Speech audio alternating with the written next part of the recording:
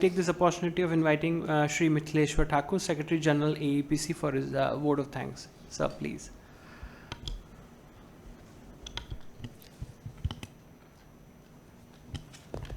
Thank you, Mohit. Madam Rachana Sah, Secretary, Ministry of Textiles. Sri Rohit Kansal, Additional Secretary, Ministry of Textiles. Srimati Subra, Trade Advisor, Ministry of Textiles. Mr. Goenka, Chairman Bharat Tex. Mr. Sudhir Sekhri, Chairman AEPC. The representatives of brands, buying agents, buying consultants, other distinguished guests, ladies and gentlemen. Well, only the other day, I think the day before yesterday, we had a round table at Bangalore, and a very productive one at that.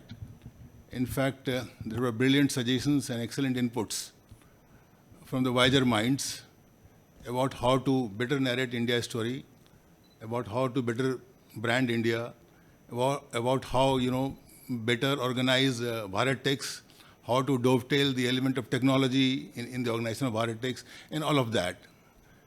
Now, in industry, I think we always knew that it is imperative to more actively engage with buying consultants and CXOs and CSOs and representatives of liaison offices, because at the end of the day, I think it is the chief sourcing officers who calls the shot and decides where to sourcing it from.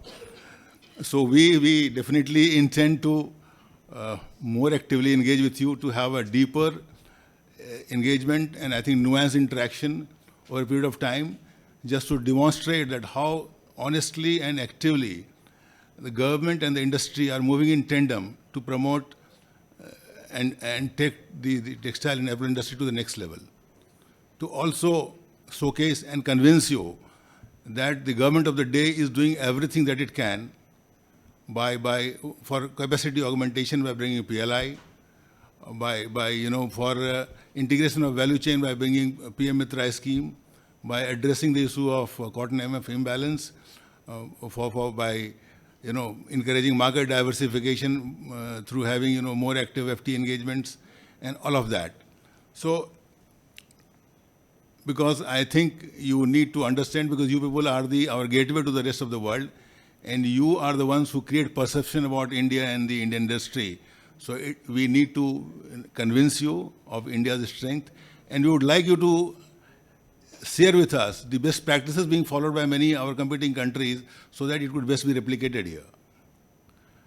Now with massive, fabric infrastructure, with a significantly high proportion of workforce in our country, and with the presence of the entire value chain in each of the fiber, I think India had the advantage and the capability to be at the top.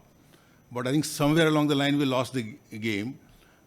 Most of the players in the value chain, they started working in silos and sometimes even at cross purposes. And in the process, I think we lost the confidence.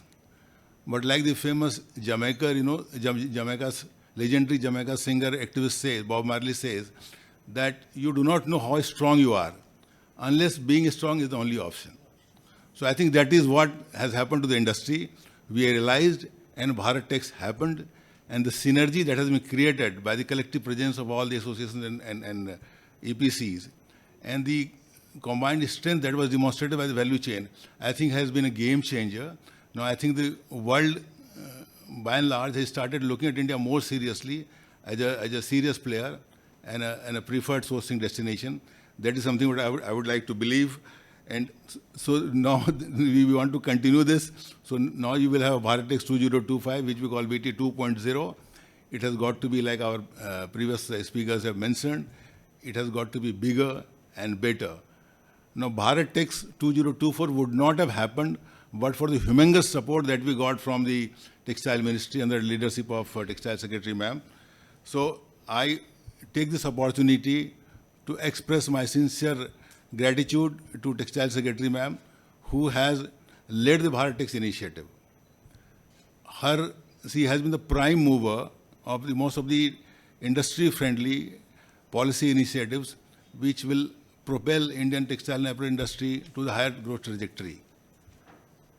I would also like to thank Sri Rohit Kansal, who has been hands-on 24/7 on all the industry-related problems.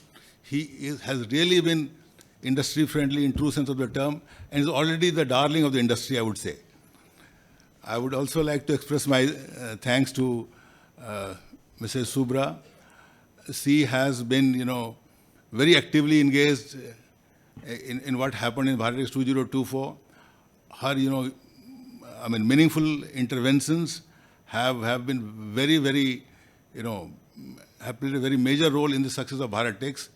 I expect that she would be back, with the same vigor and vitality and enthusiasm this time around also. I would also like to thank our Bharat Tex chairman, Sri Goenka, who has led from the front and has spared his time, energy and resources to which he could have otherwise have spent on his flourishing business. So it's a great sacrifice that he made. I would also like to thank our chairman AEPC, Sri Sudhir Sekhri, who has been very keen to take this journey forward and has been micromanaging everything just to ensure that the Bharat Tex 2.0 becomes bigger and better, So he has been very, very active. So my sincere thanks to him. I would also like to thank all of you, all the, buying consultants. Mohit, of course, has always been around. So I'd just like to share that news that, the phase of gloom and doom, I think, is past us, because in the current fiscal, we are witnessing growth, which is, a music to our ears. And more heartening is the fact that in all the FTA countries, including Japan and Korea, we have grown in the first quarter. That is something, very interesting. And I would take it as a testament of the growing faith and trust that buying consultants or the major brands have placed on India. So I would try to believe that way. So I think with partnership, I think we can grow together. Our aim should not be to have only, what we call incremental growth. We should definitely aim for exponential growth. And I think together we should be able to, achieve that goal. It is very much achievable, So I think with that positive mindset, I think we can take it forward. Thank you very much. Thank you, sir.